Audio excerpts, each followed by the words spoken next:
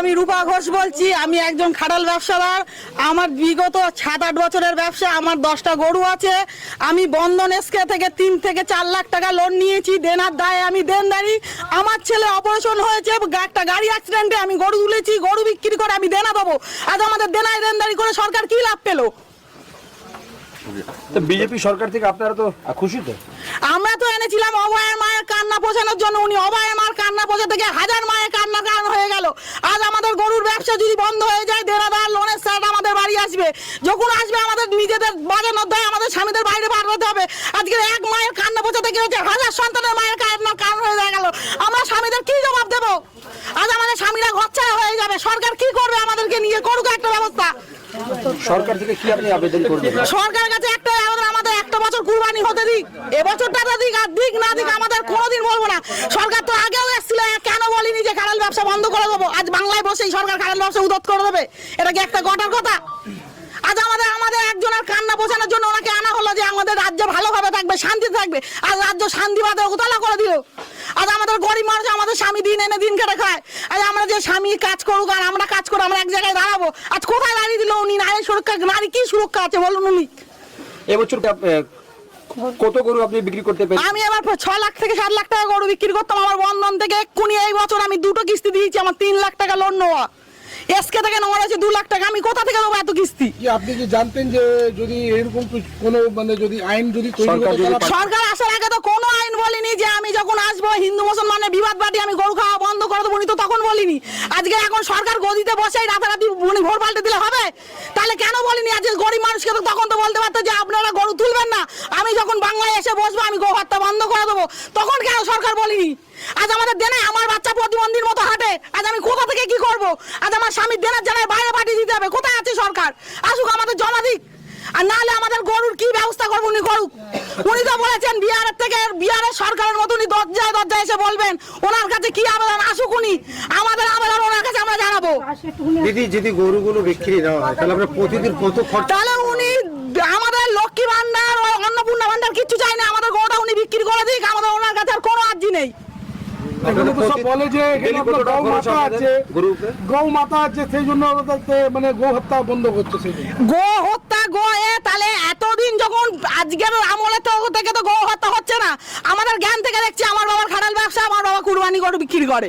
তাহলে আজকে নিত্য নতুন আইনটা হলো কেন? এতদিন আইন কোথায় ছিল? তাই যদি উনি মনে করবেন ভোটে দাঁড়ানোর আগে বলতে পারতেন তো হিন্দু হটাও দেশ বাঁচাও, উনি তো বলেছিলেন। তাহলে হিন্দুদের উনি কি করছেন? আজকে যদি আমরা মুসলমানদের কাছে গরুটা তুলে দিচ্ছি বলে তারা খাচ্ছে, আর যদি আমরা না তুলে দেয় তারা খায় না। খায় কি? বন্ধ হয়ে যাবে। আজকে লেদার কমপ্লেক্সের মতো কোম্পানি, বড় বড় কোম্পানি বন্ধ হয়ে যাবে। আজকে আমার স্বামী মিষ্টি দোকানে কাজ করে। আজকে যখন মালিক দুধ না পাবে আমার স্বামী কি কাজে রাখবে? বার করে দেবো না, কি করে খাবো? সরকার এসে জমা করে দিক আমাদের, বলুক সরকার কি করবে। গরু নিয়ে আসতে আর না হলে উনি অন্নপূর্ণা ভান্ডার থেকে আমাদের পায়ে 2 কেজি বাদাম এনে দিক, যে পাবলিক খেয়ে মরুক। আপনাদের ডেইলি কত টাকা খরচ হচ্ছে? আমার খাটালে প্রত্যেকদিন 2000 টাকা। আমার ছেলে প্রতিবন্ধী, মিষ্টি দোকানে কাজ করে। আমি সেই টাকা ঘাট দিয়ে এনে গরু খাওয়াচ্ছি। যে আমার এক জায়গায় দিচ্ছি, একদিন আমি গরু বিক্রি করে দেনা থেকে উদ্ধার হবো। দেখে আসুন আমার বাড়ি ভাঙা চোরা ঘরে আমি বাস করি। আপনার মেন দাবি কি আছে সরকার? আমার দাবি সরকারের কাছে একটাই অনুরোধ, মুখ্যমন্ত্রী আপনি বসেছেন, আমরা খুব আনন্দ সহকারে আমরা স্বাগত জানিয়ে আপনাকে এনেছি। আপনি হিন্দুদের পর দিয়ে কি মুসলমান কোনো না, এক হাতে মানুষকে আটুন, এক হাতে বুকে টানুন, তারপর সরকার চালান। কি চালিয়েছেন? হিন্দু মুসলমানের মধ্যে কি বিরাট হয়ে যাচ্ছে তো? আজকে আমরা তারা মসজিদ নামাজে নিজে পড়তে পারবে না। আমাদের ঠাকুর যখন দরকার হয় ক্যান্ডি বাড়া ঘরে, তখন কি তারা বলে যে রাস্তাতে ঠাকুর ঘোরাবেন না? তারা কি প্রতিবাদ জানায় না? রাস্তায় এসে দাঁড়িয়ে বলে ঠাকুর দাঁড় করা নিয়ে যেতে পারবেন না, বলে কি উনি? তাহলে উনি কোথায়? উনি জবাব দিক আমাদের এসে। আমি একটা মেয়ে হয়ে ওনার কাছে জবাব দিতে যাচ্ছি। উনি বলেছেন না বেটি বাঁচাও, বেটি কোথায় বাঁচাবেন? উনি বিশ্বের দিক আমরা খেয়ে মরি। নালি পাবলিকের দলে এসে বলুক। আমার যদি কোনো ভুল হয়ে থাকে মুখ্যমন্ত্রীর কাছে আমি ক্ষমা চাইছি। আর আমি যদি সত্যি কথা বলি মুখ্যমন্ত্রী বিচার করবে। আসুক, আমার অন্নপূর্ণা ভান্ডার চাই না। আমার স্বামী হাঁটতে পারে না, আমার ছেলে ভালো করে হাঁটে না। ছেলেপিলেরা কাজ করুক। আমার সেই ছেলে আমি কাজে বাড়াই। আমি গরিব মানুষ বলে তো। তাহলে সরকার আসার আগে ওনার তো বোঝা দরকার ছিল যে আমি রাজনীতিতে নেমেছি, আমার হিন্দু মুসলমান ভাই ভাই আমরা সমানভাবে থাকবো। কোন মুসলিম যদি কোনো হিন্দুর ওপর অত্যাচার করে সরকারের দায়িত্ব সেটা দেখা। তাই বলে মুসলিম হিন্দু বিরুদ্ধে তো কোনো হয়। তো মুসলমানরা বলছে আমরা গরু খাবো না। উনি কি জানেন না এটা ঘোষের মন্দিরের জাত ব্যবসা, কত প্রচুর হিন্দু, কটা মুসলমান ব্যবসা করেছে। আজ থেকে 33 বছর আমল থেকে খারাপ ব্যবসা হয়ে আসছে। আমার জ্ঞান থেকে আমি খারাপ ব্যবসা দেখছি। কোথায় সরকার আসুক, আমাদের জমা খরচ দিক। এখানে বেশি কোন জাতির লোক এখানে বেশি এই ব্যবসা? হিন্দু মুসলমান সব ভাই ভাই। সব আছে। আমার কথা বলছি, আমি যদি মুসলমানের ভাইয়ের গায়ে চড় মারে আমাদের পার্টি বিজয়ী ভোটেই চড় মারুক, কিন্তু আমাদের দায়িত্ব হিন্দুর গায়ে যখন মুসলমান চড় মারবে তাদের যতটা শাসন করা, মুসলমান যখন হিন্দুর গায়ে চড় মারে তাদের যতটা শাসন করা। তাই বলে গো মাংস খাবেন না, এইসব কোনো কি একটা বাস্তব? আমি ছোটবেলা থেকে খাসির মাংস খেয়ে মানুষ হয়েছি, আমি গরিব মানুষ, আমি পোল্ট্রি খেয়ে মানুষ হয়েছি।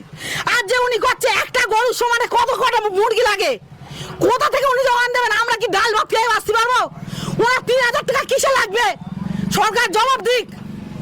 আর আমার যদি ভুল থাকে, সরকার সবার সামনে আমাকে বলবে যে তুমি ভুল কথা বলেছো, আমি সরকারের কাছে মার্জনা জানাবো যে আমার ভুল হয়েছে।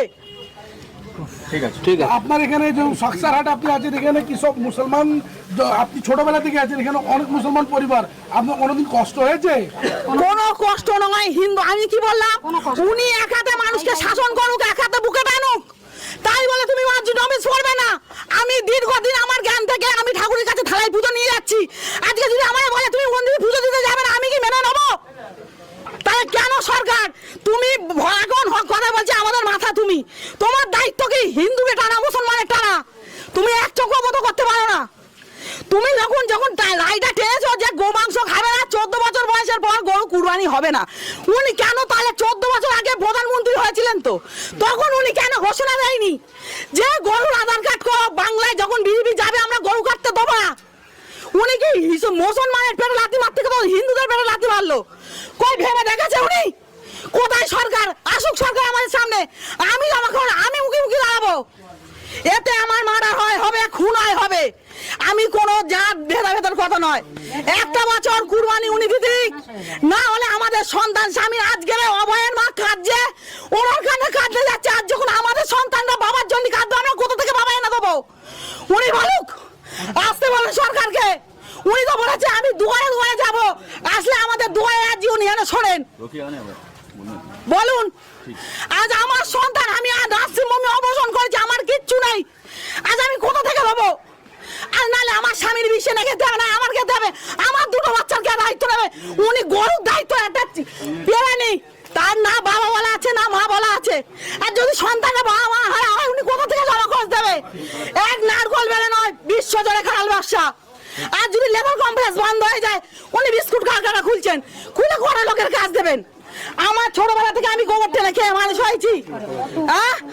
আমি ছোটবেলা থেকে গোবর টেনে মানুষ খাইছি।